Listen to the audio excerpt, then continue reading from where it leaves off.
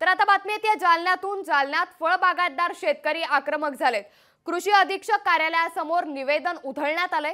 फळबागांचं अनुदान मिळत नसल्याने शेतकऱ्यांनी आक्रमक पवित्रा घेतलाय। कृषी सहाय्यकांच्या हलगर्जीपणामुळे अनुदान मिळालं नसल्याचा आरोप करण्यात आलाय। लवकरात लवकर अनुदान देण्याची शेतकऱ्यांनी मागणी देखील केली आहे।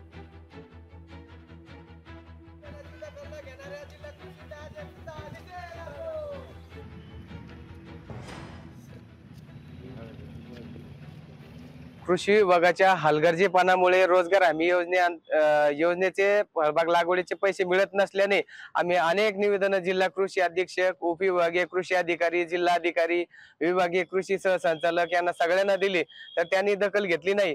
त्यामुळे आज आम्ही संतप्त होऊन निवेदनाची होळी या ठिकाणी करण्यात आलेली आहे आणि शासनाला माननीय मुख्यमंत्री आणि कृषी मंत्री विभागीय आयुक्तांना विनंती करतो की त्यांनी तात्काळ शेतकऱ्यांना फळबाग लागवड अनुदानाचे पैसे देण्यात यावे। तसेच या हलगर्जीपणा करणाऱ्या कृषी विभागाच्या अधिकारी कर्मचाऱ्यावर कायदेशीर कारवाई करून निलंबित करण्याची मागणी या ठिकाणी आम्ही शेतकऱ्याच्या वतीने करण्यात येत आहे।